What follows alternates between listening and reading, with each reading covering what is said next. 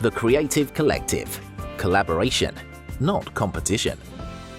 Well, this is strange, isn't it? This is not Zoom. I feel a bit under pressure that we actually need to come up with some proper value. Yeah, that's 1, 2, 3 people. 3 cameras. We've got 3 cameras. We're here at NDH Productions, and Nikki behind the camera, you can't see her, has been really, really kind, and she's given us the morning here, and it's an amazing setup. So thank you, Nikki. Thank you very much. Thank you. Right, TCC Snap. I feel a bit uncomfortable, actually, because I'm not used to seeing, like, proper eye contact is different to computer eye contact. So I need a few minutes just to settle in. Do you want to be silent for a few minutes? Yes, please. Okay. Can you just... I'll fill. I'll fill. So next episode, TCC Snap. What are we going to chat about? We are going to talk about the top 3 tips for when you start a business. What you should do. A creative business. Any business, I think. Oh, okay. Probably be relevant for any business. Yeah, very true. Okay. You lead off then, and then I will argue with it. Oh, thanks. I will lead off with the most important thing you need to start doing when you start a business is network. Talk to people just like this, because you need that support group. I think it's not just for... You should never look at networking as a route straight to business, straight to making money. It's about the support network. It's about never having to Google for a service again. That's my favourite part. And meeting people like you. Well, that's a shame. I obviously would agree with that. And obviously we run a creative collective, which is all about networking. So when did you start networking properly? It was the 7th of November. It was probably about 6 months after I started. And I don't think I should have been networking at that point, because I didn't know what I was doing in terms of my actual business. Yeah. But I felt like I should get out and meet people. I think mainly because I've gone from a situation where I was talking to people every day at work to not talking to anybody, and I was a little bit lonely. So it helps, especially if you're starting up by yourself. It helps as a freelancer, a solopreneur. A founder. A founder. Love that. Am I a founder? Everybody's a founder nowadays, aren't they? It. Yeah. As long as they're being authentically them, that's fine. Authentic founders. New podcast idea. That's the authentic founders. That's good. Martin and Ben. Yeah. What was the question? I don't know. Networking. When did you start? I think I started too soon. Because I didn't. When people said, "What do you do?" I was a voiceover, but I hadn't done anything, so there was no sort of. I couldn't back it up with anything. Well, that is a subject we are going to talk about at some point. Starting too soon, whether you can start too soon, or is it better to start too soon or too late? But we'll come to that a bit later, I think, or in another episode, because there is a bit of planning that goes into this. Just a little bit. Just a smidge. Over a double sausage and egg McMuffin this morning. So good. The breakfast of champions, I would say. The breakfast of founders. Breakfast of authentic founders. So, yeah, I would go as far to say that if you're starting a business and you've just got one marketing avenue to go down, I would say network, like local business networks, is going to be the way to do it. Yep. Not as you said earlier, not because of the quick wins, because very rarely do you walk into a networking room and get business. But long term, it just the more I'm in business, the more I realise that everything is down to the quality of conversations you have and the network that you have. So, although lots of people maybe think it potentially, business networking meetings or breakfast networking meetings are old-fashioned, or it's just accountants in suits hanging out over a bacon butty, which it is. I mean, it is that. Just you don't wear a suit. It's. I just think obviously nowadays you don't even have to be face to face; you can just be online, which is obviously how TCC got started and continues. Can you give us an example of something that's positive that's come out of networking for you that's not business? That's a good question. Or not money making? To do with business, but not. I think a lot of it is being in a room at stupid o'clock in the morning sometimes, and having chats about the ups and downs of business, and realizing that you're not alone, and everything that you're going through, someone in that room is going through. Because business, however fun it is, which it is most of the time. So you're saying there's always someone worse off than yourself? It's a great ego boost. Yeah, absolutely. No, I just think it's that common. You're in that common. You have that common ground, don't you? What about you? Or did I just steal your answer? No, I think it's just knowing that there's always people there that you can chat to if you need to. So if we take the Creative Collective as an example, we've got 60 people in the WhatsApp group. If you put something in there asking some advice, generally there's always someone there to come up with the goods for you. So I think it's having that. It's like having a team, isn't it? If you network with, I don't know, you might network with a couple of hundred people every month. You've always got someone to fall back on or ask advice if you need it. Yeah. One thing that I would say before we go on to number 2 is I think what can happen when you get the networking bug, because it is quite addictive after when you get in the routine and maybe work is coming in and you think, oh, this is amazing, is you can overdo it and become a bit burnt out. Oh, yes. And actually, it can be a problem because you know too many people in lots of roles. So you would speak to someone and you think, oh, they're brilliant, their work's great, I'm going to refer them on. But then maybe you have 2 or 3 people that do the same thing, and you're sort of torn in that way. So I think being aware or choosing your meetings wisely. Yes. Just as an example, there's 2 videographers in the room right now. Exactly. I'd always choose Nikki to refer to. And you would be totally correct with that. Yeah, that would be a smart choice. So, point 2. Number 2. Was, can you remember? Well, I can remember point 3, so we can do point 3 before point 2 was professional development. Yes. What does that mean to you? What does that mean to me? Always learning. Keep training. I don't think you'll ever or should ever think that you are the finished product. I'd be worried that you get a bit lazy, a bit slack, a bit arrogant maybe. That you know it all. Yeah. And I think that's a bad place to be. Have you ever, in your business, thought, there's not too much to learn now? No, never. But I think part of that might come from, what's the phrase? Inferiority complex. Well, imposter syndrome. That's the one. Yeah. Mine sounded better. Okay. I think that's probably where part of it comes from. So I need to always be trying to get better, to fight off the imposter syndrome and get to the point of, I can do this now. But I won't stop. So I still have voiceover training. Because there's stuff I don't know. There's areas that I haven't explored yet, different genres, that sort of thing. And I just don't want to become slack. No. When you get to, do you think imposter syndrome will ever go away for you?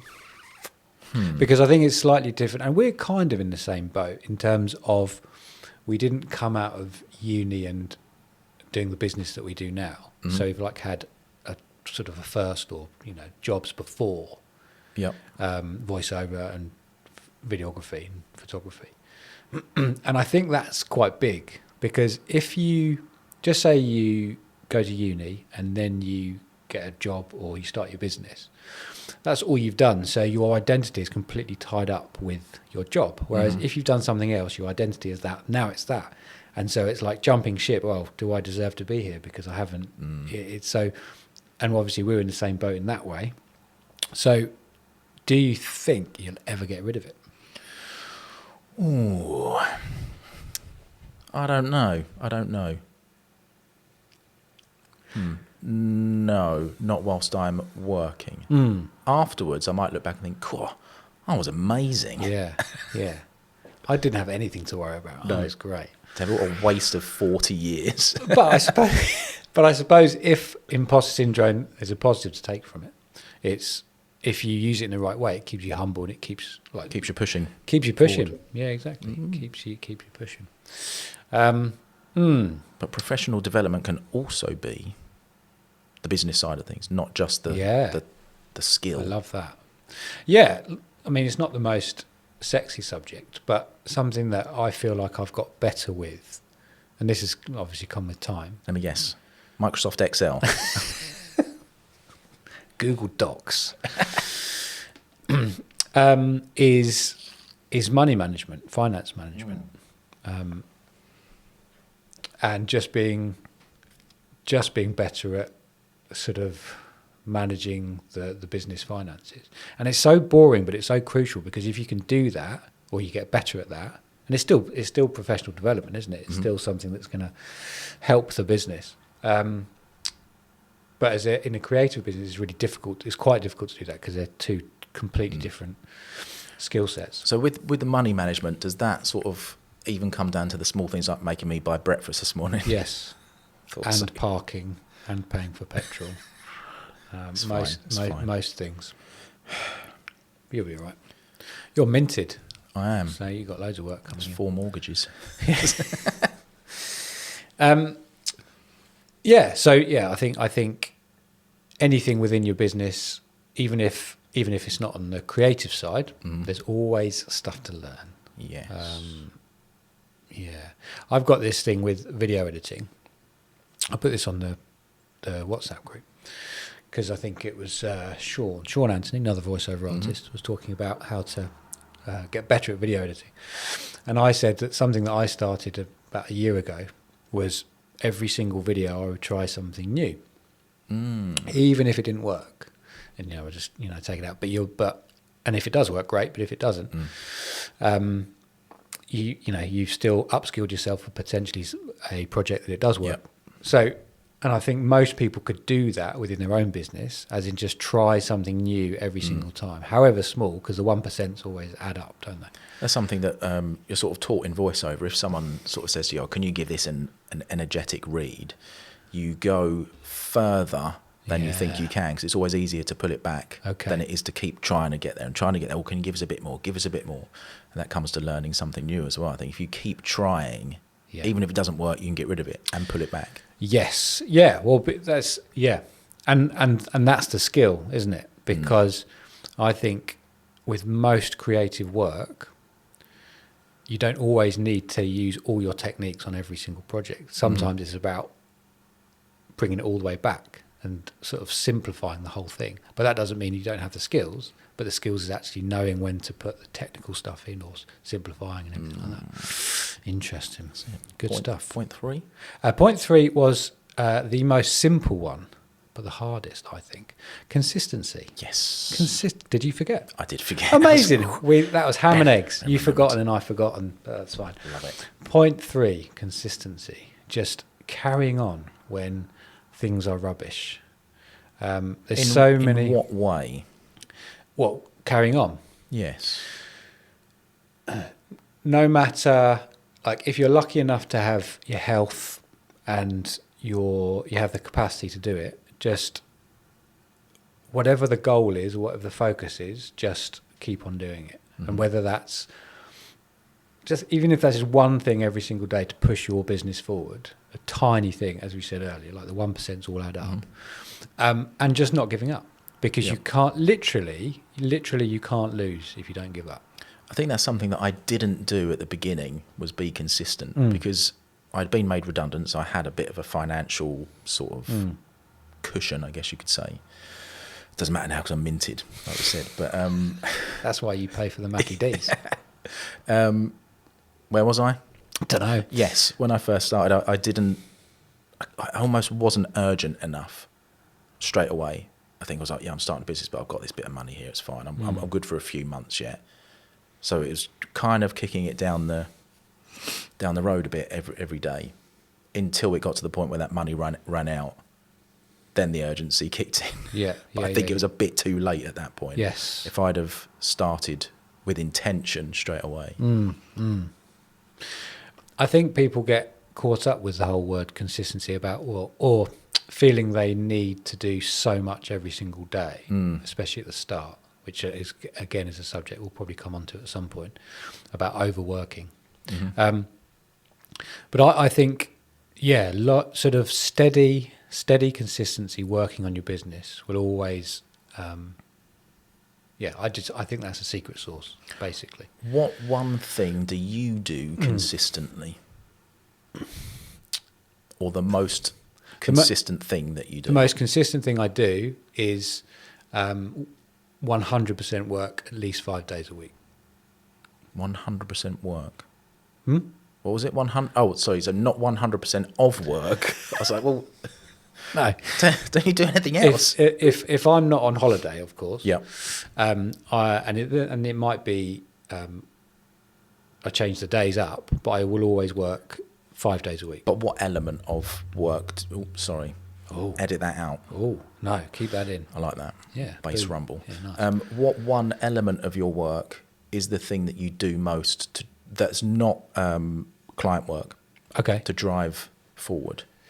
Well, it comes back to point one, which is a lovely segue, is networking. And on that note, it's conversations, and it's and the thing with being in business for a while is if you're lucky enough to have quite a few clients, you can always keep those leads warm. So even if it's a social media post in the morning, I'll then think, well, who haven't I spoken to for a while, just to check in. And I would much prefer that kind of consistency in marketing rather than going after just new customers. So keeping everybody warm. But in terms of your original question, just working. Maybe it's marketing. Maybe it's networking. Well, they're the same. Maybe it's invoicing. Maybe it's doing my expenses. If your most consistent thing was invoicing, then you would be invoicing so much. Yeah, that would be nice, wouldn't it? Yeah, that would be good. So just doing all the. But as long as you're doing something on the business every single day. Yeah, I think that's. What about you? The most consistent thing that I do. Yeah, I think it comes back to marketing. So it might be talking to people. Surely yours is social media. Because you are seemingly, and maybe you're very good at scheduling, but you are incredibly and annoyingly consistent on social media. That's an interesting question, because yes, I do post on there most days, but quite often I've written those beforehand, so I'll do it on a Saturday or whatever. So does that still count as consistently showing up on social media, even though I'm not actually there? Ooh, yeah. Yeah. Yeah. Right. Because you're doing the work. That then. You answered for me. Yeah, I do that. We're at that stage in our relationship, finishing each other's sentences. It's a lovely place to be. So we're coming to the end now. So should we have a quick recap? Number one. Yep. Number one, networking. Talk to people. Number two, build professional development. Yes, keep learning. Keep learning. And number three, consistency. Consistency. No. Number three, consistency. Yes. Simple as that. Good stuff. Oh, we weren't recording.